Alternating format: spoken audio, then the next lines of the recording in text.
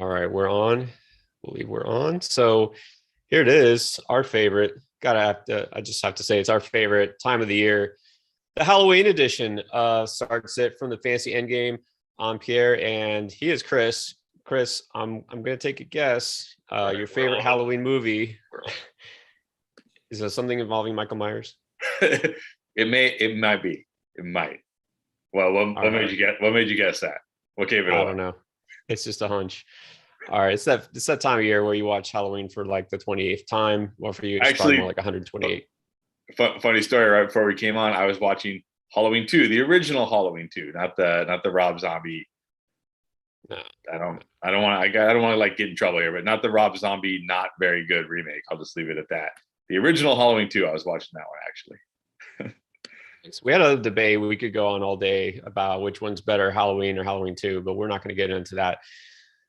Anyways, it's the Halloween version of the Endgame Start State. We're here to help answer your questions. Look, Halloween night is tomorrow, okay, but it's Saturday night, so a lot of parties going on, people getting ready to both trick and treat. And look, World Series is starting in about an hour, game 4. Some people interested in that.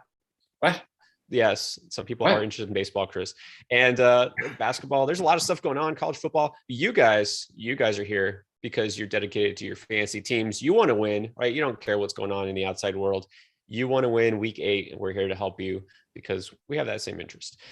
So we're going to get to some injury updates first and let you know right off the bat who you can scratch out of your lineup for sure. And unfortunately, there's some really big names that are questionable, and we really have no idea what's going to happen there.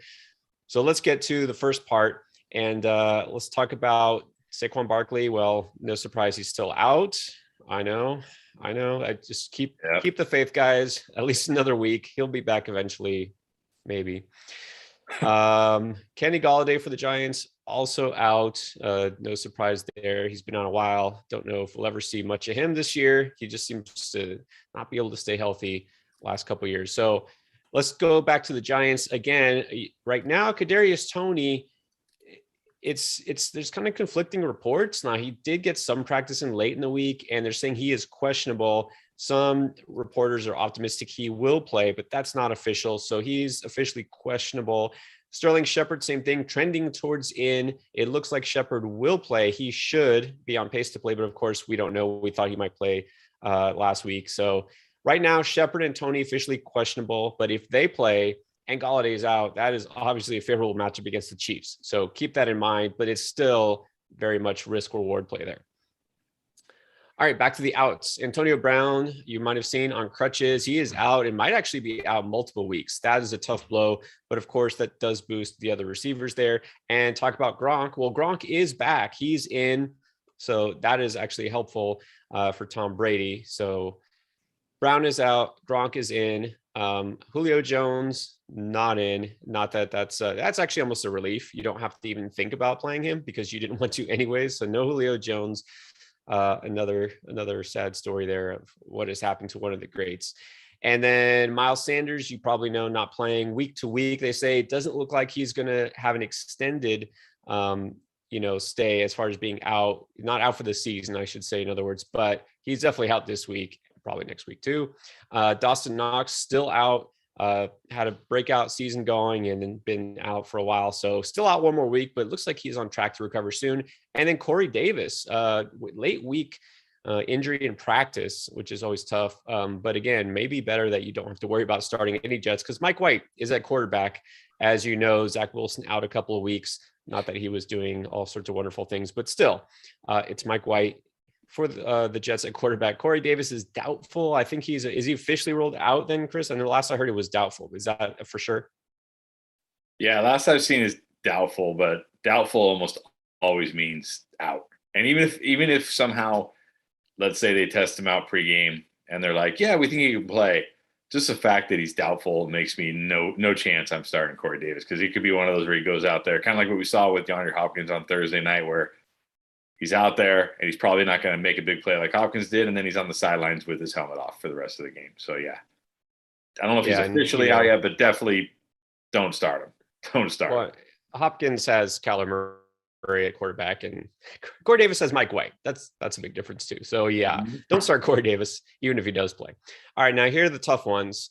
We're going to get a ton of these questions, so let's just get out of the way. Dak Prescott, we have no clue. We've seen that he's out. We've seen that he's a game time decision. The last I've seen is that it is a true game time decision, meaning they will wait until right before kickoff to let you know if it's going to be Dak Prescott or Cooper Rush. And that's just great. We love when they do that, especially because guess what? It's the Sunday night game. It's so you're going to have to wait all day to decide whether to put Dak Prescott in your lineup, which means probably don't, and just don't risk it, because you don't want to take a zero at the quarterback position, and you're not going to put Cooper Rush in there, I don't think. I mean, Chris, is there any chance you risk putting Dak in your lineup just to have him scratch last second? I can't see doing that. Only if I had Daniel Jones, who I could pivot to. Not that I love Daniel. I know a lot of people are really high on Daniel Jones because the matchup against the Chiefs. If I had Daniel Jones, or if Daniel Jones was on my wire so I could go get him if I needed to, then maybe I'd wait it out. But this truly is a scary situation, not just because of Dak maybe being out, but if Dak's out, can you start CeeDee Lamb? Can you start Amari Cooper? Can you start Dalton Schultz? I mean, you could probably start Zeke, because Zeke's at least going to get, 15 plus carries and maybe some receptions. But this isn't just scary for like, oh, Dak might be out. It's scary like, okay, all these guys might be severely limited as far as their fantasy value goes. So this is definitely a scary situation for week 8 for sure. Yeah, that's exactly right. You have to at least temporarily knock down guys like CeeDee Lamb, Amari Cooper, Dalton Schultz, especially. And then if Dak does play, well, think about it. If it's that close, he's a game time decision. Is he 100%? Obviously not. Is he going to be as effective? Probably not. And so, yeah, it's real scary. I know we're going to get a ton of questions. So as far as Cooper and Lamb, it's hard to bench them, but again, it just depends on your other options. So we'll see how that goes. And then Austin Eckler, also questionable late week, also appearing on the injury report. That's always scary, but it seems like he is going to play. Are you concerned enough to take Eckler out of your lineup? Well, here's the thing. Austin Eckler on his Instagram posted a screenshot of his fantasy lineup, and he's starting Austin Eckler. So if Austin Eckler is willing to start Austin Eckler, I'm willing to start Austin Eckler. Yeah. Oh, well, of course. You're always willing to start Austin Eckler. I don't think he's going to miss this game. So, like, if he plays, he's in. Yeah. All right. But questionable too. Just keep eyes on that situation. And then we talked about Gronk being in. Jerry Judy mentioned his guy I like this week. He is going to play for sure. And then Nick Chubb, thankfully, is back. Of course, Kareem Hunt's still on shelf. So with him gone and Chubb back, it could be a lot more touches than usual for Chubb. You have to like his chances. I mean, he's pretty much a must start at this point. And last but not least, on the same team there, Baker Mayfield with his jacked up shoulder is going to play. Yeah, Baker Mayfield, I can't play until the shoulder is fully healed, and then a week later he's playing. I can't imagine the shoulder fully healed in a week, but not a doctor, so who knows? Correct. So you did mention this might help Jarvis Landry, but that doesn't mean you can start Jarvis Landry, but I mean, maybe you have to. We'll see what goes on. But Baker Mayfield is back. Nick Chubb is back, so I guess that's good for the Browns. All right. If anything pops up during this broadcast, likely not breaking NFL news at this point. But right now, that's what we got. So it is time to get to your questions. Let me just get a couple of standard disclaimers out the way. First of all, give us as much detail as possible. Let us know if it's PPR, half PPR, standard, super flex, anything like that. And then let us know your other options as much as you can. The more detail, the better we can answer, of course, especially if you talk about trade questions. This is Start Sit. Now, some people like to ask trade questions. That's better. For our Discord, you can jump on that. There's info in the description of all our videos, including this one. You can ask all these questions and more in the Discord and get helpful advice from not just us, but other members of the Endgame community. So there's that. And then I know we will try to get to all your questions, and I know we won't because there's too many, which is a good problem to have. But unfortunately, it's possible we don't get to your question if you jump in late. So easy fix for that. Number one, you could do the super chat feature, and that kind of jumps the line, kind of like you do at Disney when you want to go to the Haunted Mansion and you want to just skip the line. You do that fast pass. This costs a little, but you know what you could do is you can become a patron. join our Patreon, and there's info in the description below too. If you are a patron, then you can do this with us on Sunday morning for the same length of time, right? Nearly an hour and a half. And it's just a small group of supporters. So consider doing that. But anyways, it is time now to get to the Halloween edition, week 8, start sit, sponsored unofficially by Death Wish. Favorite coffee of one half of the fantasy endgame.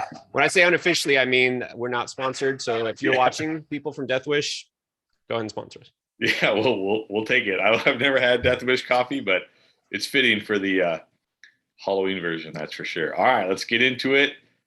First question right off the bat is a trade question. John Zavala. All right, would you trade Aaron Rodgers, Cordero Patterson, and A.J. Brown for Kyler Murray, Darrell Henderson, and Chase Claypool, PPR, redraft? That's interesting. Oh, okay. Obviously you like Murray a little better than Rodgers.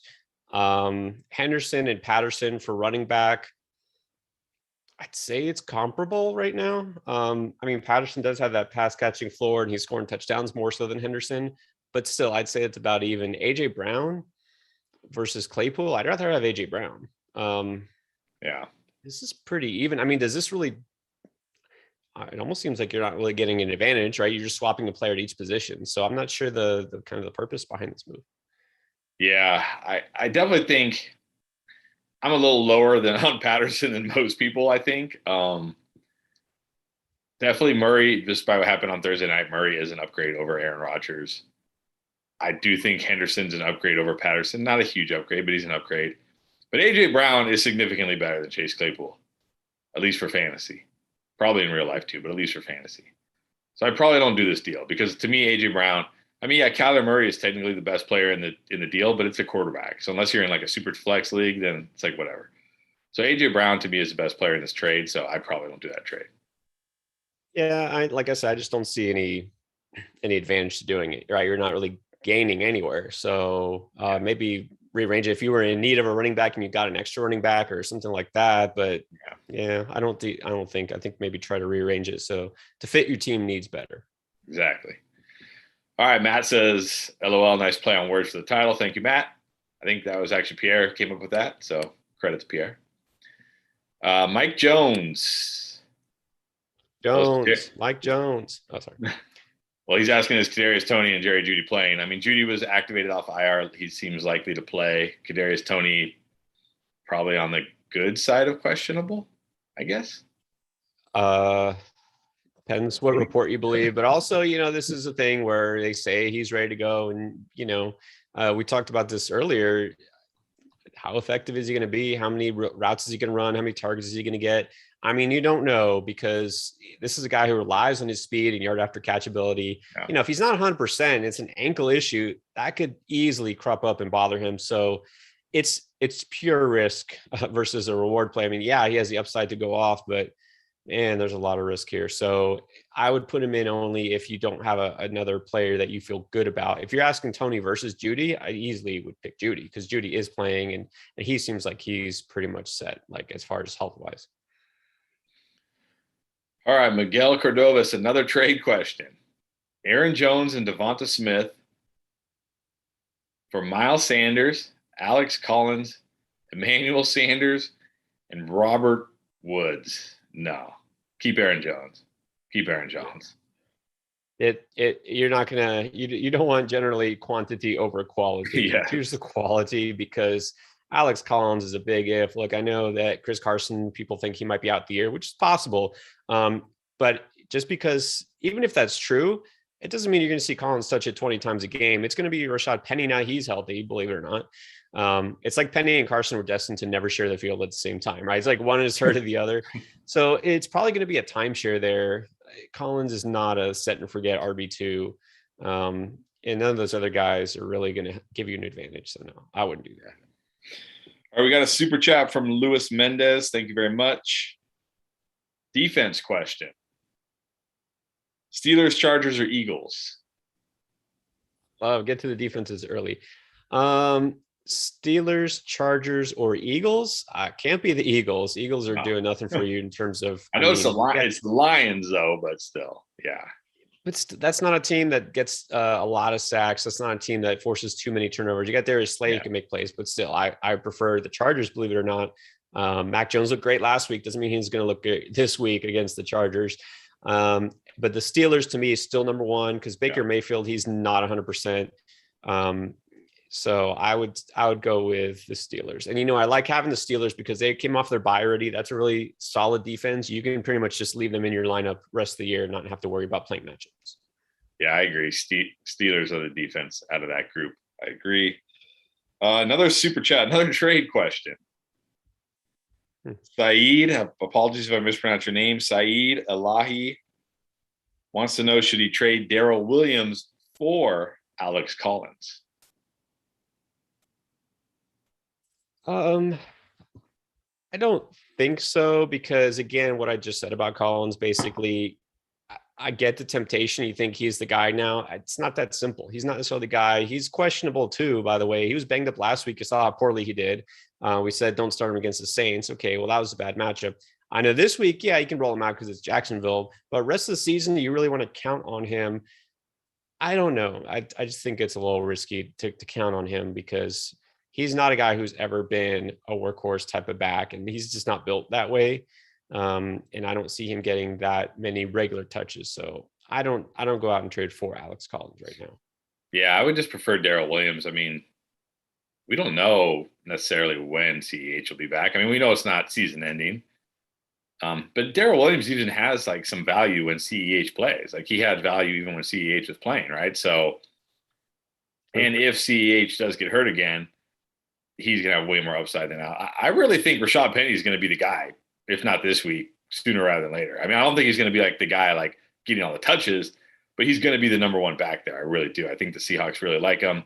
And as long as he's healthy, I think he will get more touches than Alex Collins. So I would not be trading for Alex Collins. I would be trading Alex Collins away if I could, but I wouldn't be trading for him. Right. All right, Heath Johnson. What's up, Heath? Good evening, guys. Good evening, Heath. Matt Ryan or Ryan Tannehill? I mean, look, Julio Jones being gone doesn't really affect Ryan Tannehill because it just doesn't. I have Tannehill higher, just because I think they might have to pass a little bit more than they like in this game. It's going to be a close matchup. I don't think it's going to be a high scoring game there. Matt Ryan against Carolina. Again, I just don't feel confident that Carolina is going to put up points and make the Falcons pass it that much. Carolina, terrible on offense, but their secondary is actually not too bad. And they did activate Stephon Gilmore. He's going to play. Now, I don't know how much he's going to play, but that definitely makes that secondary a little bit better. So I agree. Ryan Tannehill, look, in the last 2 weeks with a healthy A.J. Brown, he's been great again, right? So maybe his struggles early in the season was because he didn't have a healthy A.J. Brown. So I would definitely play him. And then he wants to know Pittman, DJ Moore, Waddle, or CeeDee Lamb. One of those four? I guess so, yes. Okay, so out of those four, I mean, I was going to say Pittman, pretty much a must start, but over CeeDee Lamb, man, that's tough because you can't choose. You can't choose based on what happens with Dak Prescott, right? Because you can't wait till Sunday night to decide if you could put Michael Pittman in your lineup. I'm tempted to just say Pittman. I put Lamb much lower in my rankings because I'm assuming Dak's not going to play. Everything we've heard is kind of leaning that way. Like we wouldn't be waiting until game time to decide, right? I think they're just trying to make the Vikings think that Dak might play. But when you hear McCarthy say something like, I guess Dak said that McCarthy said something like, it's a marathon. It's, we have to think about the big picture. It's like, okay, he's not going to play, right? We get it. So I don't think that Lamb's an absolute must bench, even with Cooper Rush at quarterback, but I like Pittman, so I would have him. Yeah, I think if Dak was for sure playing, then I would definitely say Lamb. But with the uncertainty and with it being the Sunday night game, unless we hear something tomorrow morning where they say like, okay, Dak's playing, then I would just put Pittman in. I think Pittman will be great, and you don't have to run the risk of it right before the game on Sunday night when all your wide receivers have already played.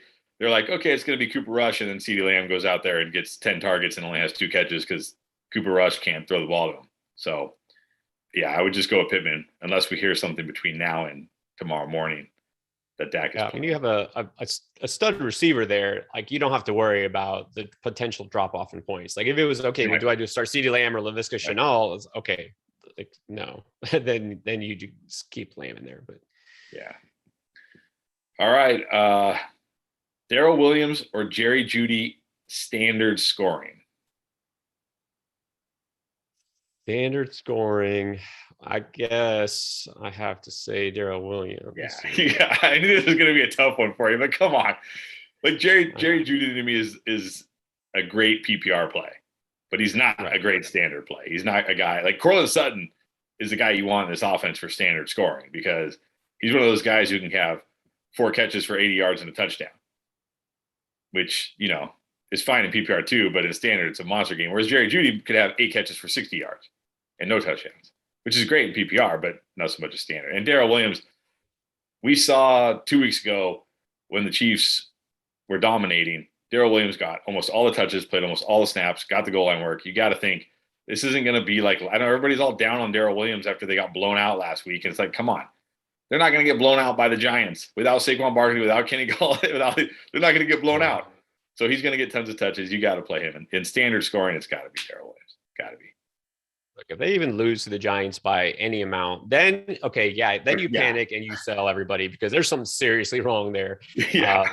I'm guessing they're going to bounce back. I'm guessing they're going to win by, at least 10 points. So Daryl Williams has a good chance to score. Not that Judy doesn't, because it's the Washington secondary, but yeah, I think it's standard. It has to be Williams. Yeah. All right, we got a super chat from Flight Zone Music. Appreciate it. You super chatted us last week as well. A couple times. Appreciate it. Just want to let you know that for the amount you just super chatted, you could be with us every Sunday morning for the entire month, plus get other perks. But we appreciate it. Wentz or Tannehill? Closer. One thing I was going to say too with the Tannehill versus Ryan discussion is, when it's close and you feel like, okay, both guys might have similar, matchups, similar volume, you kind of lean toward the guy with a high rushing upside, which is obviously Tannehill, not Ryan. Wentz has that. Wentz has been doing that, that's the most encouraging thing with Wentz. We saw last week running the ball and getting in the end zone too. Not that he's guaranteed to get in the end zone. So I actually give the edge to Wentz, because we know Tennessee's defense and secondary, again, we're going to ignore last week. Last week for them is an outlier. They're still one of the worst secondaries, one of the worst teams, defenses, as far as allowing fancy points to quarterbacks and wide receivers. Okay. They still are on the season. So I think Wentz has the better matchup. And of course, it depends on how this game goes, but I got to give the edge to Wentz. Yeah. Ooh, this is close for me. This is really close. It's very close. I guess this is like so close for me. Wentz has been playing. Wentz been playing really well the last couple of weeks. It looks like his ankles are healthy. The O-line is healthy, which I think is a big plus as well. So I'll go Wentz. Yeah, and it is a great matchup. So I'll go Wentz, but I could definitely see this going either way, to be honest with you. I think both will be fine this week, so probably won't matter in the end either way. All right, here's an interesting question from Alex Watts. Do I drop Chris Carson and pick up Marlon Mack? If you got some insider info on Marlon Mack getting traded that we don't know about, look, can you drop Chris Carson? Yes, you can, because I don't think you come out and say something like what Pete Carroll said unless there's a real reason to say that. Like, why would you say, hey, the season might be done? What's the point of even saying that, right? It doesn't mean it's official yet, but obviously they're concerned enough. He's not going to play anytime soon. So can you drop him? I guess if you don't have an IR spot to stash him in, then sure. Do you pick up Marlon Mack? I guess if that's the thing. If you're in a league, like, I think you could drop him if you're in like a 10 team, maybe a shallow tip 12 team. But if you're in a league where the best running back on your waiver wire is Marlon Mack, you probably want to hold on to Chris Carson. You know what I mean? Because it's like, if you're in that deep, if you're in that kind of a league where there's just no running backs on the waiver wire, because it's not like Pete Carroll said, yeah, his season might be over. Basically, if you read the quotes, and I did post in our Discord, it's like Pete Carroll just going like, well, we're not really sure. We don't really have a timeline. Yeah, he could miss the season. It's like just Pete Carroll being Pete Carroll. Now, that's not really what you want to hear. It's not encouraging. I'm not sitting here saying like Chris Carson's going to be back sooner than later. because it is looking more and more like he may not. But again, Marlon Mack, like at least if Chris Carson comes back in like week 15 or 16, maybe he can help your team if you're still alive, right? Marlon Mack's never going to help your team. He's just not, even if he gets traded. Where's he going to get traded to where he's like the guy? It's not going to happen. That's what I was going to say. This is all predicated on the idea. I'm sure the thought here is, the trade deadline's coming up. He might get traded. But like you said, if he does get traded, it's not that he's going to be the number one guy. Like he's going to step in and just get 20 touches. He's not. It's for depth, right? He might go to a team like Kansas City where he's backing up Daryl Williams and CEH comes back and then he's the number 3 guy. So yeah, I don't think it's really worth stashing Mack if you're not in a dynasty league at this point. Yeah, I would just hold on to Chris Carson, hope he comes back. Or if somebody better becomes available on the waiver wire, which they will here at some point, then you can drop Chris Carson for them. All right, we did get a few super chats. So Dion Clark, appreciate it. What's up, Dion? My guys, full PPR. Okay, well, it's a quarterback question. Matt Ryan or Kirk Cousins? It's got to be Cousins. That's pretty easy. And this has nothing to do with Dak Prescott. It's look, the Cowboys have been much better on defense, but they're not a great defense fantasy wise in terms of limiting points. And so you've got to think if Dak is limited or out, that means the Vikings get the ball more frequently. So yeah, you got to go with Cousins.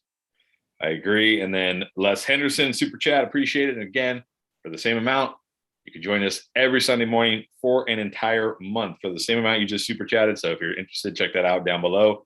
Description, our Patreon, by the way. All right, PPR, he needs a flex. Chase Claypool, Zach Moss, Jerry Judy, or Javonte Williams.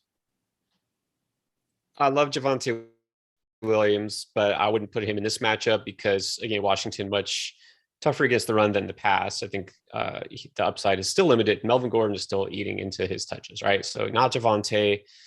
Claypool, I'm down on season long in that sense, but this week, actually a pretty good matchup against the Browns.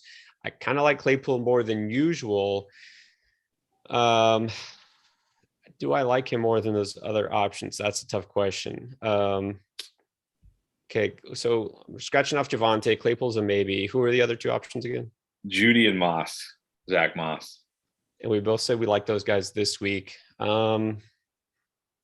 Moss is the safe play, right? Like he'll get you double-digit fantasy points. He won't get you 20+ fantasy points, right? Claypool is going to be the opposite. It's going to be one or the other. He's going to get you nothing or he's going to get you 20+. That's it. And then I do like Judy this week, but I wouldn't start Judy over Claypool. So I think that's it. It's here's the hedging my bet answer is if you want the safe play, put in Moss and get you some points. If you want to risk it, and go for the biscuit, you get Claypool. I agree. That's how I'm looking at this. If you just want safe 12 points, 13 points, maybe he falls in the end zone and gets you 16 or 17 points or something, then you do Moss. If you need a home run, maybe your opponent has a stacked team, or maybe they had Aaron Jones and I don't know who else went off on. I don't know if anybody else went off on Thursday night, but whatever. Then you can go for Claypool and shoot for the home run. But that's how I look at it too. It's like floor versus ceiling. And then Flight Zone Music, another super chat. Again, appreciate it. But man, you could save yourself a lot of money just by joining our Patreon, man. And then you can ask us all these questions Sunday morning, and we'll really dive into it for you. But and other perks too. Not just the separate show. Look at this. I like Saturday night. Hey, join the Patreon and you get other access to rankings, all sorts of other things. But anyways. Exactly. So he's asking if he had the Wentz versus Tannehill question. Does it matter if he has Jonathan Taylor? No, it doesn't matter. Still Wentz. Right? It doesn't matter. And then he also does want to know Tim Patrick or Tyler Boyd in PPR. Oh man, so that's a scary one. Scary one. You can't we liked Tim Patrick earlier in the year, and he did have a couple nice games. Couple games he scored a touchdown. Couple games he had 90-something yards. That's going to go away now with Jerry Judy back. So you can't start Patrick. Look, I know Boyd hasn't done anything either, but I would still definitely choose him over Patrick, especially because the matchup's better. Who does Cincinnati play? Because doesn't Denver get Washington? That's pretty good. Well, that's true. Denver gets Washington. I guess it's hard to get better than that, but the Bengals get the Jets. Yeah, the Jets haven't really. They've been pretty good against wide receivers. True. Yeah, I mean, if Judy wasn't back, it'd be Patrick, no problem for me. I would definitely say Patrick. I still might lean Patrick just for the sake. Maybe he can catch a touchdown. I mean, Tyler Boyd is like a forgotten man in this offense with Chase and Higgins healthy. Like his only really good game was Jacksonville with no T. Higgins, right? So it's hard for me to trust Boyd. I don't know. I'd probably go Patrick and hope he catches a touchdown or at least catches one like 40, 50-yard pass, which he can do. Yeah, neither is a great option, let's just say at this point. But I don't know. I think I feel better about the target volume for Boyd. Not that he's getting a ton, but at least I feel like he'll get some. Like even with Judy out the last couple of games, we're looking at what, 5 targets, 6 targets for Patrick. This pass offense hasn't been great. So, and I don't feel like Denver's going to have to pass the ball a lot in this game. So, but again, either way, you're probably not getting much from either. Sorry. Yeah. I just think Boyd has like, oh man, just nothing. But you never know, I guess. But yeah, those are 2, man, not good options. Sorry. All right, Kyle Ellis, super chat. Again, Kyle, Patreon down below, the same price. But 8-man PPR, they start 3 wide receivers and 3 running backs. Interesting. That's tough. 3 running backs, man, that's brutal. So here's a trade question. Should he trade Chris Carson and Michael Pittman for Antonio Gibson and Michael Carter? His running backs are Derrick Henry, Aaron Jones, Joe Mixon, Javonte Williams, Chuba Hubbard. I mean, if you're going to have to start 3 running backs, those are 3 good running. You got 3 good ones in there for sure. His wide receivers are Jamar Chase, Antonio Brown, Marquise Brown, Woods, Waddle, and Sanders. Then no, I wouldn't, because you already got 3 running backs. You're not going to, I mean, neither of those running backs you're getting are going to replace your top 3 running backs. You're never going to sit, like guys like Henry and Mixon. So, and I feel like you're going to need Pittman more so than you need Michael Carter. So, especially with Antonio Brown hurt. That's the thing. With Antonio Brown hurt, now Pittman should be in your lineup. So. Yeah, I agree. You need Pittman more than you need Gibson or Carter. Like, yeah, Chris Carson, you might drop him at some point, but you're fine at running back. You don't need running back help. So no, I would keep Pittman for sure, because it seems like you need him more. All right, Rafael Morales is Eckler playing? Well, we talked about it on his Instagram. He posted a screenshot of his fantasy football lineup, and he is in his own fantasy football lineup. So I'm taking that as a good sign, which I got to say real quick, I don't want to go off too much, but it does seem it's nice to have a coach like Brandon Staley who seems to be okay resting his players when they're a little sore so that they're healthy for the game rather than pushing them through pain. Cough, cough, Ron Rivera, cough, cough, Curtis Samuel. Just let the guys go, you know what I mean? But anyways, let's move on. John Zavala, pick one to start at running back. J.D. McKissick, David Johnson, or Devin Singletary in PPR. Wow. Okay, so we're going deep here. I don't think I can honestly recommend Singletary, even though it's the Dolphins on the other side, because Moss is pretty much the guy there. Just no upside with Singletary. Honestly, he's not catching passes, at a high enough rate. So I'd rather have McKissick than Singletary. David Johnson. Chris, you want to talk about the short version of what you said on your sneaky starts video? Yeah, I think he'll be okay this week. I think out of those 3 guys, I would start David Johnson, honestly, because he's already been working as a pass catching back primarily. I think Phillip Lindsay will probably get more carries than David Johnson this week, but that's okay because that doesn't really mean much in this offense. But I think David Johnson will get more carries than he's been getting. So I think he does have some decent value. Like I said, he's been catching the passes, which is nice in PPR. J.D. McKissick is going to be great if Antonio Gibson ever doesn't play. And he's great in matchups where the football team is getting destroyed. But Denver's not a team that can destroy the football team. They might beat the football team, but they're not going to beat them by like 20 points or anything. So I think I actually like David Johnson the best out of this group. Yeah, that's exactly right. Phillip Lindsay, in terms of grading out like PFF grades, is a really, really bad pass catcher. And we know that David Johnson, that's what he does. He's a better pass catcher than a runner at this point. So at least you think, look, the Rams are going to be up, obviously, probably big. David Johnson will catch a few passes. I mean, what are you hoping for McKissick? Same thing. So, I mean, not a big difference, but yeah, I think I'd go with Johnson too. All right, James Johnson asking a rest of season question. Nice. Tight end rest of season question. Noah Fant, Pat Fryermuth, or Tyler Conklin? Well, that's if you're asking to pick one, like, all right, let's just go in order. It's clearly Noah Fant is number one here. I mean, there's not even a question there. Fryermuth is kind of slightly interesting in really deep leagues, or I should say DFS play this week because Eric Ebron is out. Didn't mention that top of the show because you really shouldn't be starting Eric Ebron or even rostering him. But Ebron is out this week. Fryermuth, yeah, I might get a few targets, but that's it. Like Conklin is more interesting this week. Rest of the season, you still have to give the edge to Conklin. So it's easily Fant, and then Conklin, and then Fryermuth. I agree. Easily Fant, number one. All right, Joel McPeters, half PPR, Chuba Hubbard or Elijah Mitchell? That's a good question. That's one of those tough decisions, right? Hubbard, we've seen have big games, and we've seen last week do nothing. But he's the guy. He's the guy because McCaffrey's still out. But this offense is looking really bad. That's the worry. It's not so much Hubbard himself. It's just if you can't do anything in the passing game, the running game will suffer. The Niners are in a similar situation. Their passing offense wasn't that bad, but Garoppolo is clearly not an elite quarterback. Surprise, surprise. But Mitchell is getting all the touches also. So I have them honestly neck and neck. Talk about my weekly rankings right now. I have Elijah Mitchell, RB15. I have Chuba Hubbard, RB16. So this is kind of a coin flip, but I will have to admit that on the must start RB, I did mention Elijah Mitchell. So I'll go with Mitchell, but it's really close. Yeah, it is really close. The thing about Mitchell is he's like Raheem Mostert. He's got that home run speed.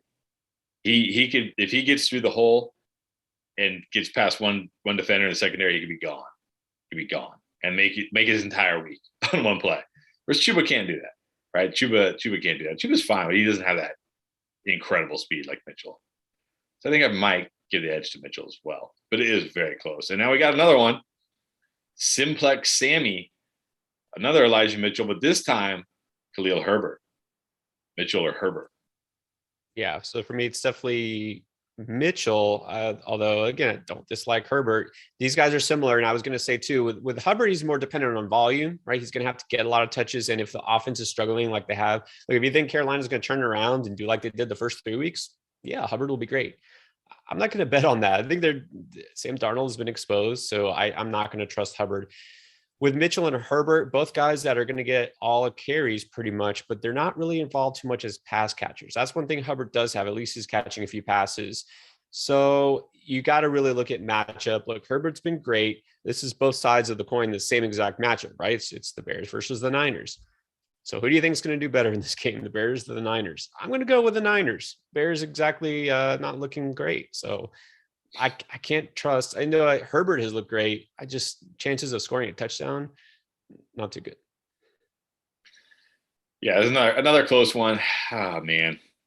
I do worry a little bit about Damian Williams because people are just automatically assuming that Herbert's going to get all the touches.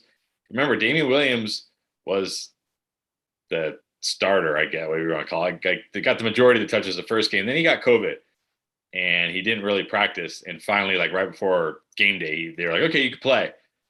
And now all of a sudden everybody thinks Damian Williams is dead. And Damian Williams also was the backup to David Montgomery all season long, not Herbert. So I know Herbert's looked great, but there is that little bit of risk that, hey, maybe this is a 50-50 split. Whereas Mitchell doesn't have that worry. Mitchell is the guy. So, yeah, give him a slight edge. All right, Ronnie Santana. Who do I start at wide receiver 2, Emmanuel Sanders or Devonta Smith? You have to like both this week. I mean, both definitely have the potential to get in the end zone. Smith's a little riskier, but I think he has the higher ceiling because he's the wide receiver 1 on his team, right, far and away. And there's no threat to his target share. He's getting targeted a lot, just hasn't always been productive. But against the Lions, you have to like him. So I know Sanders is a little safer, but again, he's behind Diggs. He's still got Cole Beasley there. Zach Moss, of course. I mean, target monster Zach Moss. Target monster. So I lean Smith, even though he's a little riskier. I lean Smith. All right, and then he's also asking for his RB2, Gainwell or Zach Moss. That's pretty close. Both guys very similar. Moss will get more carries. Gainwell will get more catches. The thing is with Moss, you really are hoping for a touchdown, right? For a good game. Gainwell is kind of the same. You know he's not going to get a ton of carries. So without a touchdown, he doesn't have as much upside. So they're very, very similar. And again, I have these guys ranked almost the same. It's kind of a flip a coin thing. I don't know. I maybe lean Gainwell just because he has the potential for that home run play, right? He's got the speed that Moss maybe doesn't have. I was going to say Moss. I'm a little nervous about. I'm a little nervous that people are a little too excited about Gainwell right now. Jordan Howard practiced all week with the ones. I know people are, oh, Jordan Howard. Yeah, but look, this isn't a team that runs. Won't go away. He's talking about a Frankenstein monster. He just will not die. Yeah, this isn't a team that runs the ball a lot. Zach Moss gets Miami. Game script should be very heavily in Zach Moss's favor. The defense is very heavily in Zach Moss's favor. I know Detroit is a great defense for running backs who run the football, but Gainwell, the Eagles don't run the football. So to me, this like great Detroit matchup, it's like, yeah, but they don't run the football. So what good is that? And last week we did see when they got near the goal line, it was Boston Scott, not Kenneth Gainwell near the goal line. And it might be Jordan Howard this week near the goal line because he actually is good at that. That is actually something he is good at. So that's my worry with Kenneth Gainwell is like, whereas Zach Moss, we know it's just Devin Singletary, who in this game I don't think is going to do much. So I'd probably go Moss here. Yeah, one thing, all true, all good points with Moss. You know, week 2, they already played the Dolphins. He didn't do a lot yardage-wise, touch-wise. That was his first game of the season. He did score 2 touchdowns in that game. I mean, that's definitely a possibility with Moss. So, don't get too excited about Gainwell. This is a game where they sorry, but they're probably going to be up big and, use the running backs a lot. So, all right, Choppa boy, should I hold Aaron Jones? I mean, yeah, don't drop him. Don't drop Aaron Jones. I mean, I guess you could try to trade Aaron Jones if you get something really good in return for Aaron Jones, sure, but don't panic sell Aaron Jones. All right, Oliver Stanford, pick one in PPR: Michael Carter, Alex Collins, or Brandon Bolden. Look, Bolden maybe will have a big game. I'm not counting on it, so I wouldn't choose Bolden over those guys. Collins has a great matchup, but how many touches is he going to get? That's the thing. Collins, there's just so much risk here. And he's also kind of a boom bust guy. He, depends on those long runs, right? Volume isn't going to do it for him. Either he's going to break off a big run, maybe score a touchdown, or he's not. He's going to get stuffed. So very risky starting Collins, but I'd still put him over Bolden. The first choice, who was the first choice again? The first choice was Michael Carter. I did say I like Michael Carter, but yeah, I would go Michael Carter. He's going to catch a ton of passes. That's the one thing. And if you watch our, I think it was our boom video, I did talk about Carter as a potential boom play, not because he's going to do so much on the ground, because he really hasn't all year. I think he's going to catch a ton of passes, more than Brandon Bolden. I agree. And Mike White, the quarterback, I mean, Tevin Coleman out. Ty Johnson, I haven't really heard. I think he'll be okay. But he did get a concussion. But Mike White's going to be back there trying not to get killed and probably just dumping the ball off to Michael Carter all game long. So, yeah, I think in PPR, especially Michael Carter, definitely. And then here's an interesting one now with the Dak situation. I think this would be a pretty obvious one if Dak was playing. But here we go. Corrupt S550, Amari Cooper or T. Higgins in half PPR. Because you have to choose beforehand. And I did say this week is T. Higgins, and I'm down on him. Look, I loved him preseason. I'm accepting reality that he's by far the number 2 guy there, but also he's just not been a very efficient 6 yards per target. He's very heavily dependent on volume. And, Chris, you brought it up earlier, the Jets actually limiting Production to wide receivers this year, fourth fewest fantasy points per game, partly because their run defense is just so god awful. So the teams just don't need to pass. Going to guess the Bengals won't need to pass in this game.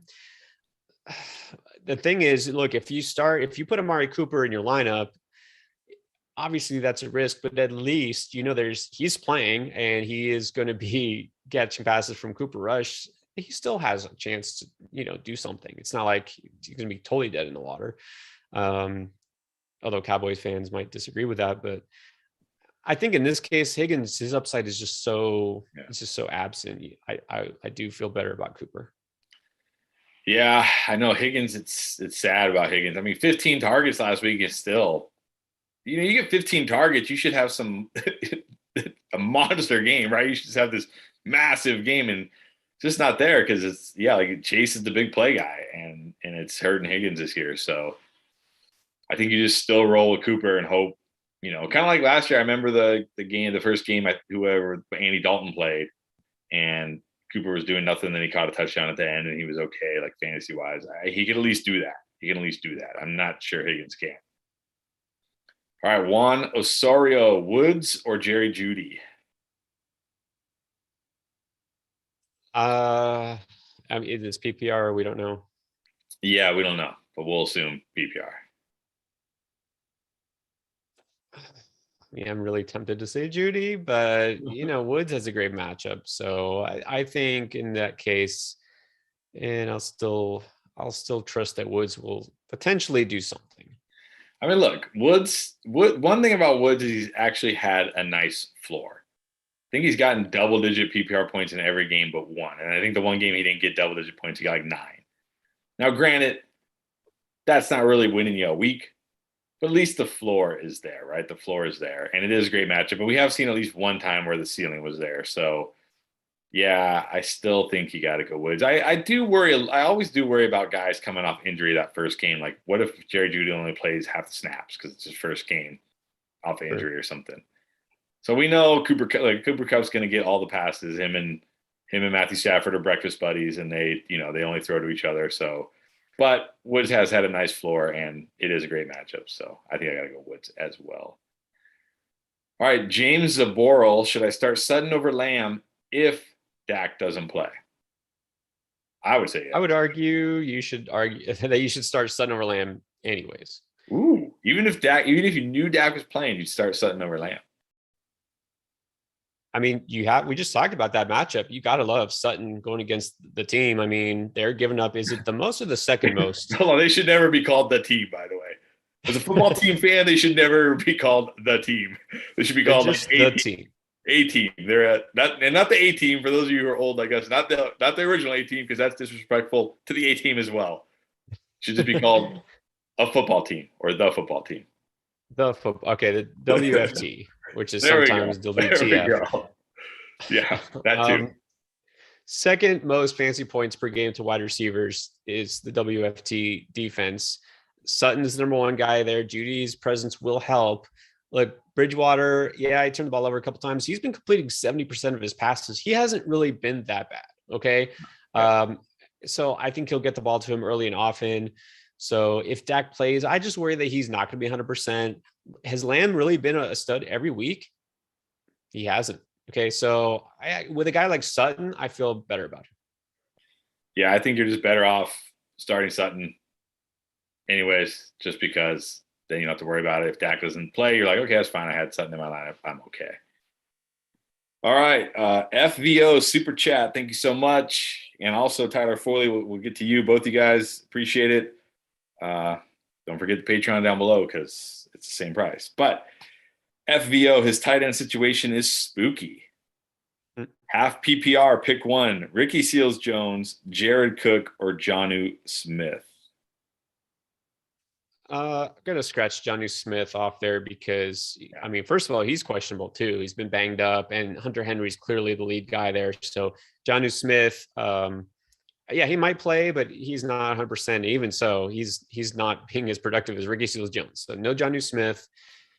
Cook has been kind of hit or miss, right? He's had some nice games, but not always. And against the Patriots are always tough against tight ends. So I still go with Ricky Seals-Jones because he's still the guy there with Logan Thomas out. Yeah, I go with Ricky Seals-Jones too. He's played 100% of the snaps both games that Logan Thomas has missed. Yeah, there's always risk that, Heineke's terrible and doesn't get in the ball, but at least he's out there. And yeah, like you said, Cook has been very up and down this year. He could catch a touchdown and be like, oh, I should have started Cook, or he could not, and then you're like, I'm glad I didn't start Cook. And then Tyler Foley, which two do I start? It looks like a running back question, so I'm going to assume Khalil Herbert, Patterson. Derrick Henry, obviously you start Derrick Henry, so there's one of them, Leonard Fournette. So between Khalil Herbert, Cordero Patterson, and Leonard Fournette, pick one of those. Well, we might differ here because I know you're not quite the Patterson stan as I am. I'm down on Leonard Fournette this week because it is a bad matchup. We talk about Tampa Bay's run defense all the time. Statistically, the New Orleans Saints are the number one run defense, limiting running backs. It was not just under 4. I think it was under 3 yards per carry. That is pretty good. So this might not be a Leonard Fournette week. I know he's been really good lately, but I'm down on him. Patterson, we know, has that floor because he's a receiver playing running back and he's getting touchdowns. I feel better about Patterson. That's where I'm going to lean. Yeah, I was going to say the same thing. Fournette's been great, but against the Saints, I can't. There's guys I'll start Fournette over anyways, just because he'll get the touches. Then he'll catch some passes, but I think out of those 3, you got to pick Patterson. So Patterson and Derrick Henry are your choices. All right, back to the chat. Big Hop. Wentz. Wow, I did not expect so many Carson Wentz questions this week. Wentz or Big Ben? I'm not going Big Ben. Sorry, can't do it. No, Big Ben is toast. I don't care the matchup. I don't care what happened last year. It's Wentz. Yeah, definitely Wentz. Jeff Lee, P. Ryan, Bolden, or David Johnson in half PPR. And pick 2. We've got to pick 2. Oh, man. Oh, we got to. Nice. I hope this is a 16-team league. P. Ryan on paper has a great matchup. And I did mention P. Ryan last week because he actually got the same amount of touches as Mixon. Now, some people say, oh, well, that's because they were blowing him out in the second half. He got a lot of his touches in the fourth quarter. Yeah, but it's not like they waited to bring him in the fourth quarter. He's been alternating series sometimes. He's getting as many touches on occasion as Mixon. Now that they look like they might actually be a playoff team, I think they're going to try to keep Mixon fresh. So I like P. Ryan, believe it or not, in this situation, I guess. When you're comparing those 3, then yeah, I like P. Ryan. Bolden again. Was Bolden one of the choices? Yeah, I don't know. Bolden and David Johnson. I got to go with your guy, David Johnson. You already talked about him earlier. Like Bolden, I get he had a big game, but he's just, I can see a path, right? I can see it may be happening, but it seems like they use him when you don't expect them to use him, not in the games where they're behind. So I just can't trust it. I would go with David Johnson. Yeah, I would go P. Ryan and David Johnson, who were both on the Sneaky Starts video, by the way. All right. Apologies if I mispronounce your name. I'm sure I'm going to. Dranoel Raphael. Start 2 between DJ Moore, Terry McLaurin, or Debo. I think we both agree Debo's in every week has to be in your lineup start. Got to be every week. No question. Debo I got him as a top 10 rest of the season receiver. Nothing's going to change as long as he's healthy. And then Terry, you got to start Terry. Yeah. DJ Moore, look. I was nervous for DJ Moore before the season because of Sam Darnold. Then somehow Sam Darnold played great for 3 games, and I thought, oh, maybe DJ Moore will surprise me. Well, no, it was a facade. He's stuck with Sam Darnold. I know Terry McLaurin's stuck with Heineke, so that doesn't make me feel great either. But definitely Debo and McLaurin are your choices there. All right, John Toell, Cole Beasley, or Emmanuel Sanders, PPR. There's no reason to suggest that Sanders isn't the number 2 guy. And, Beasley has kind of been disappointing this week. This year, not this week. Probably this week too, though. Probably this week too. Probably this week. I know it's a good matchup for both. You're talking about the same team, so I don't see why you would lean. Look, let's talk about, because I can bring this up quickly, talk about target share, air yard share, all those fun things. Oh, we don't have time for that. Okay, so Target share percent on Buffalo. Stephon Diggs predictably number 1 with 30%. Cole Beasley is actually number 2 at 19.9%. And oh, wait a minute. I'm wrong. This is last year. I was going to say, I was like 30% for Stephon Diggs. How has he been so bad?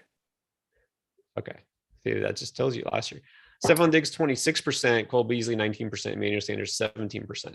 So target share is actually favored Beasley a little bit. But when you talk about production, as far as receiving yards, Emmanuel Sanders is 110 more receiving yards, even though Beasley has more catches.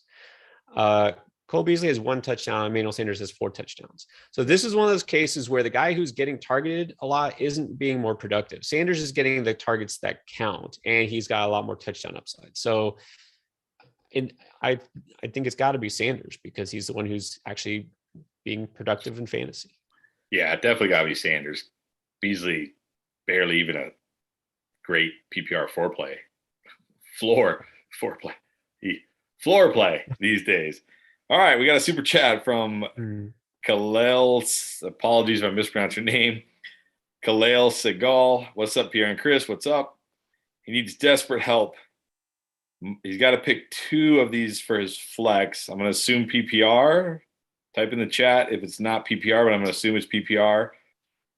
Michael Carter, Javonte Williams, Sterling Shepard, Cadarius Tony, Kenneth Gainwell. Needs 2 of those. Michael Carter, Javonte Williams, Shepard, Tony, Gainwell. That's a good question. Really good question, Khalil. That's because those are some tough choices. I mean, those are all guys that are on the flex bubble, right? I mean, this is the kind of thing that, that we're trying to figure out who's got that upside. Look, we want a guy that has that ceiling, right? Who has that ceiling? I think out of all those, the number 1 has got to be Shepard, and we're assuming he is playing, right? Yeah, if Shepard plays, I think, assuming it's PPR, which we're going to assume, definitely Shepard. I think it's got to be Shepard. I think it's got to be one of those. We've talked a little bit about the other guys. Tony is tempting, but we're also worried about him. And then, of course, if you're picking Shepard, you want both those Giants receivers in. You're putting too many eggs in one basket. So I'm going to say yes, Shepard, no Tony. And I think you're probably on the same page with that, right? Yeah, I agree with that. So then we got Carter is kind of more of a floor play. I like Carter this week. And then I know we had a bunch of options. Was Gainwell one of them? Gainwell and Javonte Williams. And again, I just don't see the ceiling with those guys. Williams, I'd love to say, but again, still splitting time with Gordon. It's not a great matchup for running backs. So I'm going to say no to Williams. And, like you said earlier, Gainwell just doesn't have that really high ceiling. He might get vultured at the goal line. He's not going to run the ball a lot. So as unexciting as it sounds, I'd say Michael Carter. Yeah, I was going to say Carter doesn't really have a ceiling either, probably. But he does get work around the goal line. He has been getting work around the goal line. So I'd probably give him the edge. So yeah, I agree. I think Shepard and Carter. I will say Carter and Gainwell are close for me. Probably going to come down to do one of them score a touchdown. But I think that's who I would go with. Yeah, and I think you got to like Carter's chances better. Both get work around the goal line. But like you said, Jordan Howard is there for whatever reason. And Boston Scott now is getting some work. But of course, Jalen Hurts always has a chance to run it in. So, that's not going to happen with the Jets with Mike White. When they get near the red zone, they're probably going to go run as much as possible. Run, field goal. If they get to the red zone. All right, another super chat from Shago. Appreciate it. Justin Herbert, Teddy B, or Jalen Hurts? This is all yours. I mean, you got to go Jalen Hurts. Soapbox time. I know. Justin. I rarely say sit Justin Herbert, but Jalen Hurts 20 fantasy points or more every single game that he started and finished. Literally every game he started and finished in his career, he scored over 20 fantasy points. It's Detroit. He's almost a lock for 20 fantasy points. I know Herbert could do that too, but Herbert also has a risk of not doing 20 fantasy points. So it's got to be Jalen Hurts. Yeah, and even if you want to take any potential bias out of it, look, the Lions are a bottom 10 defense in terms of fantasy points allowed to quarterbacks, just quarterbacks. And the Patriots are a top 10 defense. They're number 9 in limiting So it's pretty easy there. Even with the same quarterback and against those two matchups, you take the one against the Lions. So it's definitely hurts. Exactly. All right, Tyler Foley again with the super chat. Thank you. I've had Gronk since week 1. Should I drop him or try for another? No, keep him and play him this week. He's playing. He's playing this week, and AB is out. You got Gronk. Get Gronk back in your lineup. Do not drop him. Put him back. Why would you drop him right when he comes back to play? That doesn't make sense. Yeah, put him in your lineup this week. He's going to be a great play, especially with no Antonio Brown. He should, going to be a great play.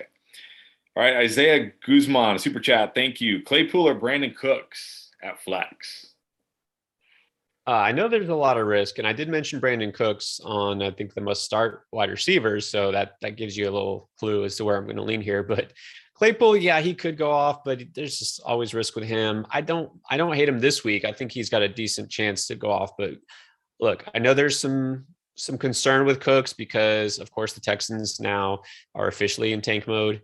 Not that they were trying so hard before, but I think they're officially tanking, and Cooks, people think he's going to get traded, and he's posting stuff on Twitter. It doesn't matter. He's the number 1 guy there. He's number 3 in terms of team target share among all receivers this season. He's going to get a ton of targets, and they're going to be losing against the Rams, probably big.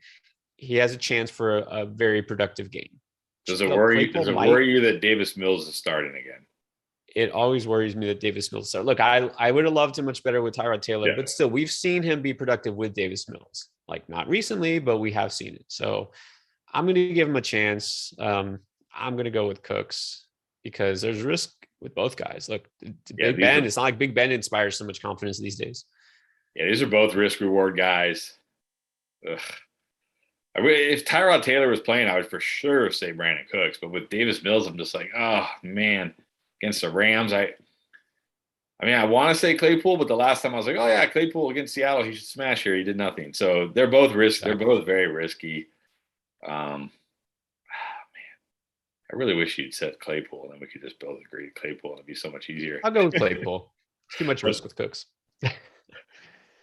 Because one thing about Cleveland is Cleveland gives up a ton of big passing plays. I talked about Claypool on our Boom video because Cleveland gives up a lot of big plays. I remember, I think I had Cortland Sutton as a boom the week they played Cleveland, because I'm like, Cleveland gives up a bunch of big plays, and Cortland Sutton had like 2 20-plus yard plays that week. I so wish it was Tyrod Taylor. It would definitely be Cooks. I mean, I feel like Cooks does.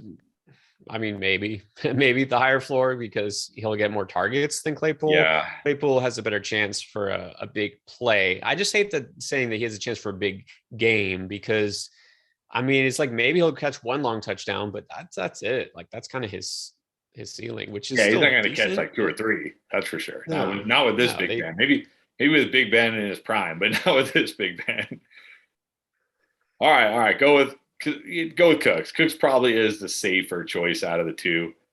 So go with Cooks. I just maybe they have to feed him targets to keep him happy, right? They're stuck with him the rest of the year unless they trade him, or they're going to showcase him, right? Like, hey, let's trade this guy. Let's see. Look how good he is. So, well, it could be one of those games where he has like 1 catch for 10 yards, and then in the fourth quarter he has 8 catches for 70 yards in garbage time. So, all right, Byzinski super chat. Thank you so much. PPR pick 2. Emmanuel Sanders, Tony, Claypool, Khalil Herbert. We've mentioned Tony several times. I know it's tempting, but if I have a decent option like a Sanders, I wouldn't put him in over. It's just so much risk. I mean, again, we've seen that 1 big game from him. That's kind of it, right? So I can't put Tony in, even if he does play. And look, if Shepard's back and Darius Slayton is back, it's not going to be just Tony. Remember when Tony played and had that big game, it's because they had no other receivers. You have to keep that in mind. And then Herbert, don't love him this week. So I'll go with the other 2, Sanders. And the first one was Claypool. We just said, I don't love Claypool, but I like him better than Tony. Yeah. Definitely. I agree. I think you go Sanders and Claypool this week. All right. Another super chat. Freddie Garcia. Tight end question: Uzama or Gesicki? Look, Gesicki to me is like an every week top 5 must start tight end. It's Gesicki. You can set and forget basically the rest of the season, especially still no Will Fuller. Devontae Parker, I don't even care if he plays. It doesn't matter. He's just there. So yeah, Gesicki, no matter what. And then I think he has his other question to me is like a definite one. Pittman or Judy? For me, it's easily Pittman. I think you agree. Yeah, I like Judy, but I love Pittman this week. All right, one more super chat. Appreciate it, you guys. David Eli for the fourth. He wants the best floor play in PPR. Mike Evans, Marvin Jones, Zach Moss, or Damian Harris. Best floor play in PPR. In PPR. That's I mean, it makes sense. PPR, like I'd love to say Damian Harris, but he's definitely not a floor play ever in PPR because he just doesn't catch passes. And believe it or not, it's not Mike Evans. We both are way down on Mike Evans this week. And so we've seen his floor. His floor is actually nothing. Like he could be the best receiver in the league fantasy wise, or he could be the worst. So the best floor play is not Evans and it's not Harris because we've seen their floor. I almost want to say Zach Moss. I think it's Moss. They talk about just getting points. Probably Moss this week. I mean, I do like Marvin Jones a lot, but we've also seen his floor be really low. So I think it's Zach Moss. I think if you just want a floor play, it's Zach Moss. Right. He probably has the lowest ceiling out of all of those guys, but he has the highest floor. Yeah. If the rest of your team is just stacked and you just don't want that like 2-point game, then Zach Moss. All right, back to the chat. Quarterback question for James Green. Teddy B, Daniel Jones, or Tila? Trevor Lawrence. We've seen, in fact, I think in the Discord, the chat, we've had a lot of Teddy B versus Daniel Jones. I feel like I've answered that question like 3 times. And it's the exact same discussion. That's pure floor ceiling, right? Like Daniel Jones could have a monster game against Kansas City, or he could do nothing and get sacked and 10 times and throw 4 interceptions because we've seen him do that. So if you just want to throw it all in the line and, shoot for upside, you go with Daniel Jones. If you want the guy who will get you double-digit points, but not win you your week necessarily, it's Teddy B. Trevor Lawrence is different, right? Going against Seattle, it's a good matchup. Coming off the bye, maybe they figured some things out. It's tough to trust Lawrence these days, but I actually think I would give him a chance in this matchup. So you're picking Trevor Lawrence? Picking Trevor Lawrence. Yes, I was going to say Teddy B. I like Teddy this week. Yeah, he doesn't have like that ceiling of Daniel Jones because Daniel Jones, especially with Barkley out, could run like for 80 yards, right? He does those weird like RPOs and then he stumbles along for 80 yards and somehow he's like sneaky quick where none of the defenders. It looks like he should get tackled right away, but somehow he's still running. It's like kind of like Steve Young used to be. Like I used to watch Steve Young run. I know I'm old. Mm-hmm. And it's like, how come nobody's tackling Steve Young? He should be tackled by now. Get that sneaky speed. I don't know. Trevor Lawrence and the Jags, I just can't. I can't do it. Can't do it. The one thing I'll say with Lawrence, at least he, obviously has that rushing ability. Again, and when it's close, I like the guy who has a good chance, and we've seen him running a couple touchdowns. So there's that. It's close, but again, that's kind of more floor ceiling. Also, I mean, I know Lawrence. We've seen him throw for 300 yards, and we've seen him run in touchdowns. Teddy B won't necessarily do either, but he's got a great matchup, and he's almost surely going to get 2 touchdowns because that's pretty much what he does every week. He throws exactly 2 touchdowns. Yeah. So yeah, Teddy's a safer play, but if you want a little more upside, I might go Lawrence. All right, Tom Smith, Judy or Higgins in PPR? It's got to be Judy. Down on Higgins. I said I like Judy. I'll stick with that. There's just not enough upside with Higgins. I agree. All right, Just Chris. What's up, Just Chris? Cadarius Tony or Darius Slayton? To me, it's got to be Slayton. We've seen Slayton make big plays, and he's in for sure. Tony's questionable. We don't know what we're going to get out of him. I like Slayton. Yeah, no Galladay. That's the thing people don't realize. Like Cadarius Tony and Sterling Shepard are both slot receivers. Like, what? How's that going to work? Darius Slayton's an outside guy, and there's no Kenny Galladay, so he's going to get plenty of work. And then we had a Just Chris. So how about a Pierre? Man, I'm sorry, I'm butchering your last name, Pierre. Pierre Aguilera, Fournette or Khalil Herbert? Fournette or Khalil Herbert? Well, I'm down on Fournette, but I'm not crazy about Herbert in this matchup going. So, man, it's close. It's close. I'd still probably go with Fournette, even though I'm down on him this week because of all those concerns. Fournette is going to be more of the pass catching back than Herbert. And like you said, it's possible Damian Williams, he was basically a non-factor last week. He got 3 carries. It's like he didn't exist anymore, but it could be because he had barely practiced coming off of COVID. Yeah. He could be more involved this week. Exactly. That's my worry with Herbert. So even though I don't like Fournette's matchup, he gets the bulk of the touches. I'm going to take that over a guy who, like, at halftime, everybody's complaining because Damian Williams has, 8 carries and Herbert only has 6 or something, right? And everybody's complaining like, wow, what's going on? So I'll just take Fournette there. Yeah, right, a chance for a touchdown. Couple super chats. Alex Watts, thank you. PPR, pick 3 wide receivers, please. Higgins, Devonta Smith, Never Chenault, Chase Claypool, Robert Woods. Gonna go Smith, Claypool, Woods. I agree. And then No Chill. What's up? I think you were here last week. What's up, gents? Kyler killed me this week. Yeah, well, didn't have a great game. He's got Eckler, Henderson, Claypool, Higgins, Gesicki, Mitchell Booker, okay. His lineup right now is Claypool, Higgins, Gesicki, Mitchell Booker with Eckler and Henderson at running backs. He could play Alex Collins. I'm going to say no to that.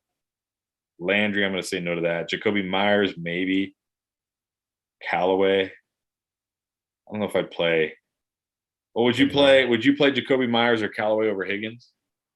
No, Myers a really bad matchup there against Chargers, one of the toughest against receivers. We know he's not scoring a touchdown, so yeah, you can't.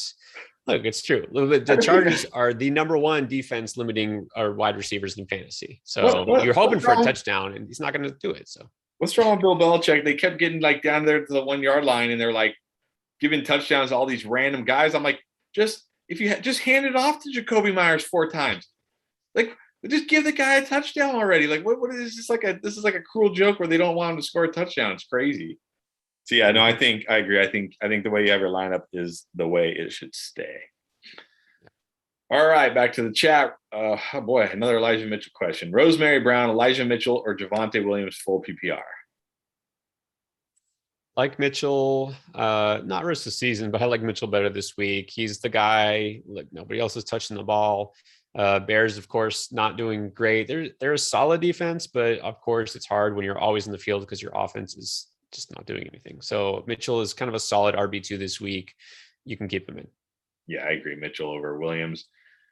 Justin Young, Goddard or Gronk, full PPR. There's an interesting one. That's interesting. Well, obviously, we haven't seen Gronk. You would think he wouldn't be too limited. Usually, once he plays, like he's good. They don't put him necessarily on a snap count. It's not a great matchup, though. So I'm going to give the edge to Goddard just based on purely on a matchup, even though I know Mike Evans, is going to get kind of shut down by Lattimore, and obviously Antonio Brown is out. So Gronk has a good chance to score, but so does Goddard. I'd actually rather have Goddard because I think he'll get more catches. Yeah, I think he'll definitely get more catches. And in this matchup, you got to go with Goddard. Goddard played almost every snap last week with Ertz. I know he didn't have the big game, but he's out there enough. And then Mixon, got to pick 2 of these in full PPR. Mixon, A.J. Brown, or Deontay Johnson. Those are all good options. Yeah, this is a tough question because you don't want to bench any of them. No, I mean, I don't think you can ever really bench Deontay Johnson, especially now. So I think you have to keep Deontay in there. Can you bench AJ Brown? And I don't think you bench AJ Brown, but the best matchup here is Mixon. Can you bench Joe Mixon against the Jets? Like, God, how do you have to bench one of these guys? There's so many people on this chat who don't like you right now, Justin Young. I was gonna say, who else you got? I think I would actually bench Mixon because I think we'll see less touches for him. I think we'll see Piron involved more. I don't think they'll need him to have a big game because they'll be up, early on. I think I'd rather take a chance on AJ Brown at having a bigger game because Julio's out. Yeah, it's tough. To It's tough. me, AJ Brown is a must because we know he's got that monster upside. Deontay's got that really high floor. Really high floor. Yeah, if it wasn't the Jets, I'd say you can bench Mixon easily, but it's the Jets. They're like the worst. Like even the reason why I liked Pirine so much is because teams average Jets. Yes, Jets. Both these running backs could have a great game. So it'd be so hard. Yeah. Oh my gosh. You're probably going to be fine. Whatever two you start, you're probably going to be fine. Yeah, there's no bad choice here. Look, I think Brown has the highest upside. I think Deontay has the highest floor. Mixon's kind of in between, right? He could have a monster game. He shouldn't have a bad game. He's just kind of stuck in the middle. So yeah, I'm fine. I mean, if I had to pick, because I'd rather just root for AJ Brown and Deontay Johnson than Joe Mixon. So that's how I would. There you go. I'll be happy if AJ Brown and Deontay Johnson do something. I don't really want to cheer for Joe Mixon. So there you go. That's how I'll do it. There you go. I'll let my biases, my emotions come into play. All right, Jonathan Mcardle, standard scoring, Emmanuel Sanders or Cordero Patterson? I mean, you would say Cordero Patterson would get dinged in PPR, but not really because he's scoring all these touchdowns. And I don't think that's going to go away because he's getting a lot of the red zone looks there. So I do think I would stick with Cordero Patterson. Yeah, I think it's standard. I go Patterson. And then No Chill real quick said, well put, guys. They doing Jacoby cold. Yeah, they are. They're being mean to Jacoby Myers there. That's Belichick, man. Cold-hearted Belichick. All right, Vutu being PPR.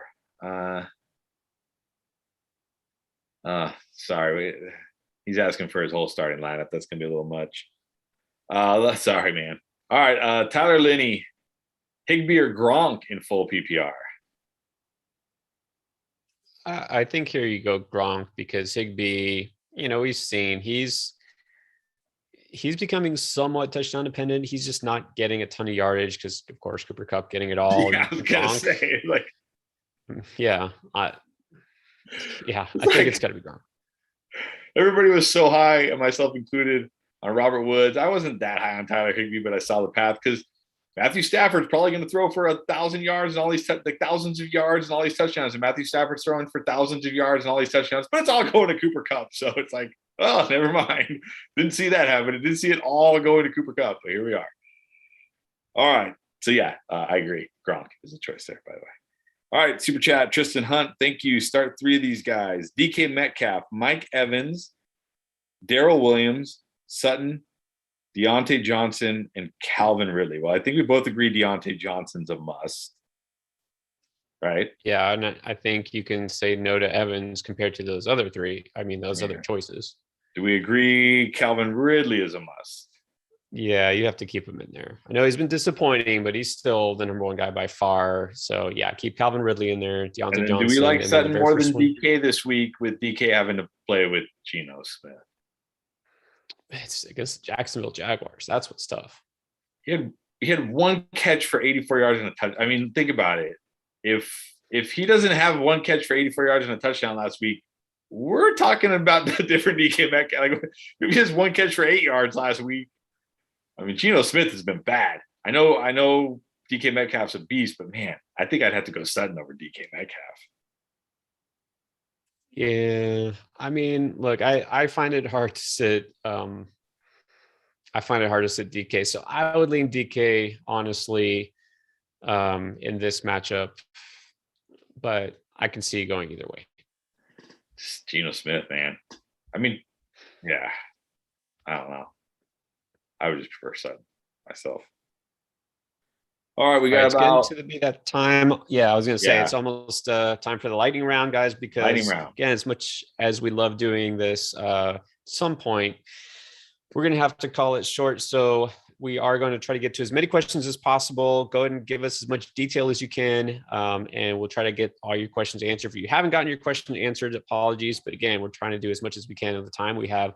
If you don't get your question answered, there's an easy fix to that. Become a patron, support us. Again, instead of jumping the line and doing the super chat, which works, and we appreciate that, you can actually get this in the morning, Sunday morning before kickoff. with a small group, you get a lot of detail in the answers discussion of all sorts of things, a lot more support. You get other perks too. In other words, it's worth it. So become a patron, check out the information in the description below.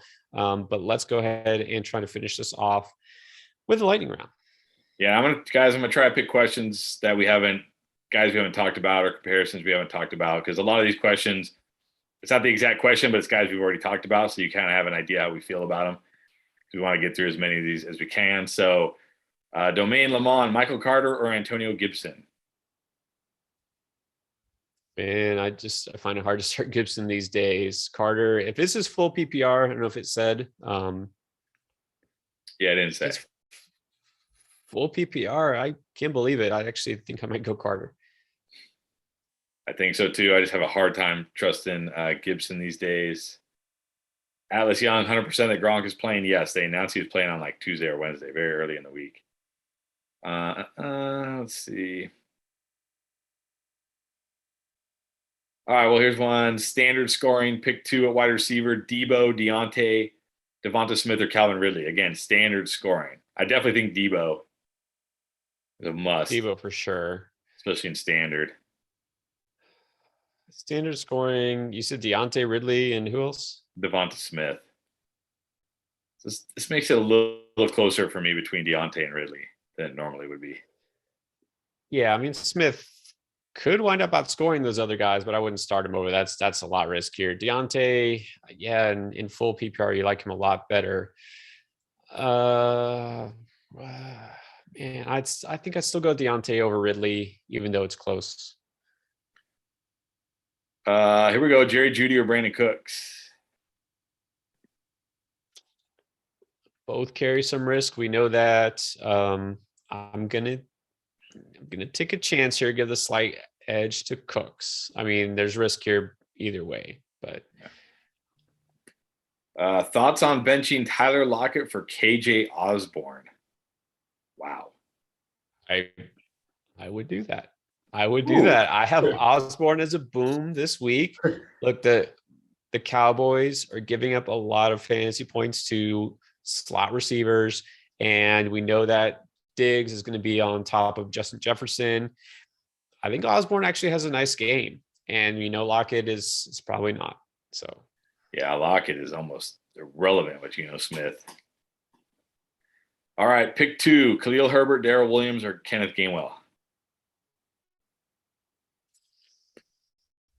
Ooh, those are all really close. I think I would put Daryl Williams in.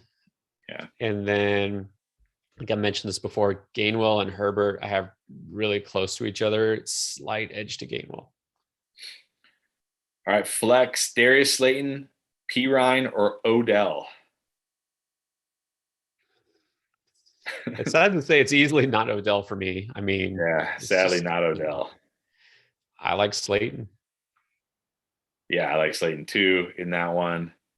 Again, guys, I'm scrolling through here trying to find players we haven't talked about. Here's a trade one. Should he accept Mixon and Amari Cooper for Cordero Patterson and Terry McLaurin? Mixon and Cooper. I mean, Mixon is slightly an upgrade for Patterson, which is weird to say. I would rather have Terry than Cooper, though. So. Yeah, I think it's pretty fair. I think it probably comes down to it's like doesn't do much for me, honestly. Yeah, I don't think it really helps or hurts your team. It just kind of, you get a little bit better at running back, but you get a little bit worse at wide receiver, I think. So yeah. And then we got a super chat really quick from Lalo Villa. Thank you. Needs 2 for flex. Sterling Shepard, Melvin Gordon, Devin Singletary, Alex Collins, Kenneth Gainwell. Well, I definitely think Shepard out of that group. Shepard's a definite yes. Singletary's definite no.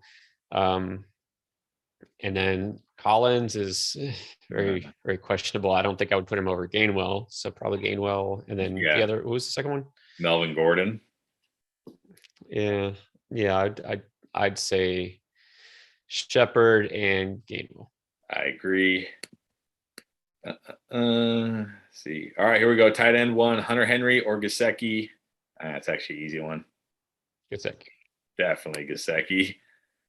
Gesicki to me is like a top 5 every week. Okay, here's one might be a little closer this week. PPR, Goddard or Gesicki. It's closer. I mean, you definitely have to like Goddard this week, but I mean, we've just seen the volume, the insane volume that Gesicki's getting. Look, you know that they're going to have to pass the ball. I mean, they've been passing the ball a lot anyways, just because I don't know why. I guess Tua is back and it's like, okay, let's just throw the hell out of the ball no matter what.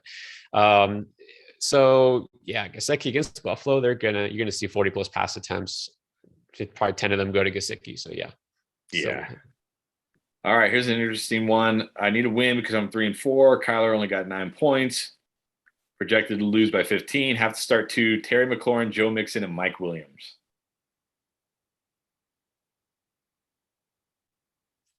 Then I would probably, out of that group, I would probably bench Mike Williams. Just based on the matchup. Not a great matchup against the Patriots. The secondary is not what it used to be, but it's still lesser chance of a huge game. So McLaurin is pretty much, you always have a chance for a big game, and we like the matchup for Mixon. Okay, here we go. Rest of season question. Elijah Mitchell or Damian Harris? Testing my loyalties, aren't you? Look, Damian Harris, we've seen it. This is a rare thing. He is the guy in that backfield. He's the running back that Belichick is putting in no matter what. He fumbled and he still came back in the game. Like, that's amazing. And he's been the guy. Stevenson has been healthy scratch, multiple times. They don't have anybody else. It's all Harris. And if Mitchell was catching passes also, I'd say, okay, that gives him, he's not. And so I think you've got to stick with Harris because he's the guy and we've seen his upside. All right, here's a Locket question. Locket or Tony? I actually would probably go with Tony, believe it or not, because I mean, what is Lockett's upside? What has he done the past 2 weeks with Geno? Basically nothing. And I know it's a great matchup, but still, that just means maybe won't have to pass as much. This offense is just going at a slow pace. There's just no upside left with Lockett. Sorry. All right, James Elam, super chat. Thank you. Standard scoring, Judy or Tony? Man, a lot of Tony questions. A lot of Judy and Tony questions. Judy or Tony, standard scoring?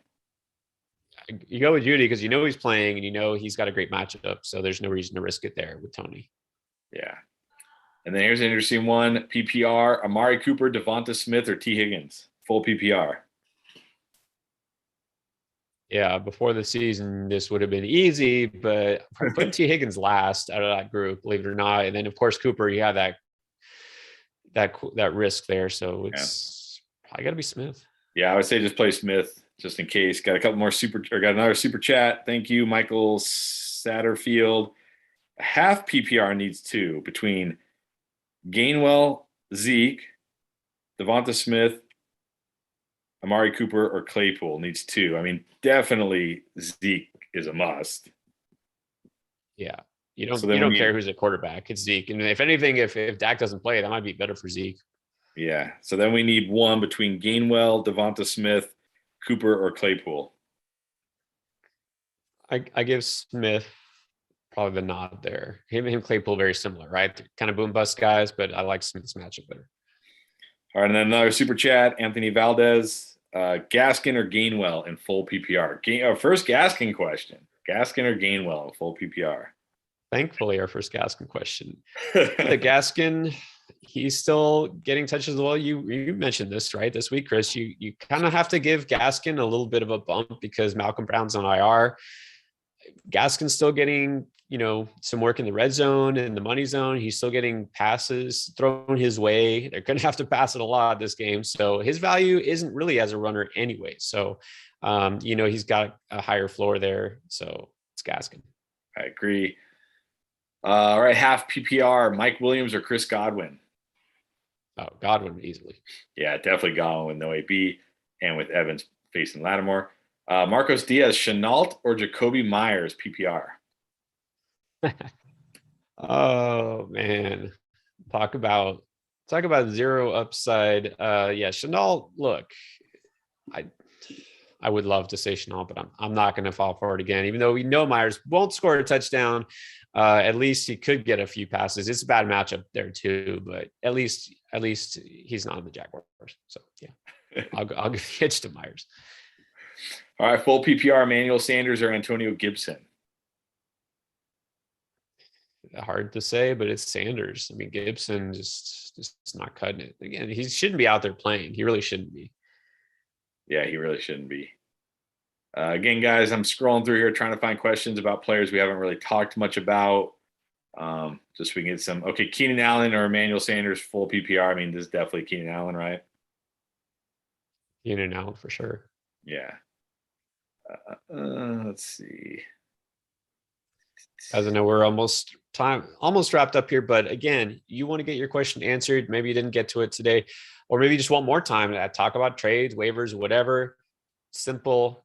Become a patron, join with a description below. You'll see a link there. It's very easy, quick to do. Just what, $4.99 a month? Yeah, I know, which is less than some of you who have super chatted. So exactly. Trust me, season long, full of personal advice plus other perks like rankings. You know, it's trust me. It's easy for me to say I'm a little biased. I think it's worth it. I'll do a few more. I got a good one for you. Daryl Williams or Damian Harris, full PPR. This is where we have our difference here, right? We're on the same page a lot. I'm going to go with Harris. I know the PPR makes a difference, but it's a smash spot for him, right? The Chargers, one of the best against wide receivers, one of the worst. Maybe they're the worst even against running backs, which is, it's just, I don't know why they want to play that way. That's just how it is, but you've got to like Harris's chances for a big game. Yeah, this is really, really, really close for me, but I may give Harris a slight edge because, again, the Chargers' run defense is so bad. And then a trade one. Do I trade DeAndre Hopkins for Jonathan Taylor or Camara, full PPR? I mean, for me, if you could trade them for either of those guys, you do it, but that's me. Yeah, you do it because, again, you talk about top 5 receiver, top 5 running back. What's more valuable? It's the running back. And Taylor is just, that offense is rolling because guess what? They're actually giving the ball to Taylor a lot more and it's working. So I would prefer Taylor to Camara. All right, a couple more because we got 2 good ones here, I think, and then I think we'll be done. Why not storytelling? Start 2. Adam Thielen, who we haven't talked about, Cortland Sutton or Cordero Patterson. Start 2 of those. You have to like Thielen's chances. I'm going to go with Thielen, and I'll go with Sutton. Yeah, I agree. First 2, and then final one. It's the interesting one: Ridley or Keenan Allen. Ooh, that is interesting. I know it's tough to trust Ridley these days, but again, he's still getting the volume. He is getting at least in the end zone sometimes. So stick with him because this Carolina team is kind of reeling. Like a monster Ridley game can't be far behind, right? So I do think I'm going to go with Ridley still. I hope you're right. Because I traded you for Calvin Ridley, and I'm getting a little nervous. right now. I can't lie. You trade him back? We can trade him back. Maybe. Can we do trade back? Is that okay? Who did I give up? I gave up. I don't know. Maybe. we got to negotiate after this. All right, guys. That does it. Appreciate everybody jumping on. Have a great Halloween tomorrow. Hopefully your fantasy lineups are not scary tomorrow. Hopefully they're just filled with tons of fantasy points tomorrow. That's right. All sorts of goodies and treats. So have a good one. And as always, party hard, but party safe. So enjoy your Halloween weekends. I know we will.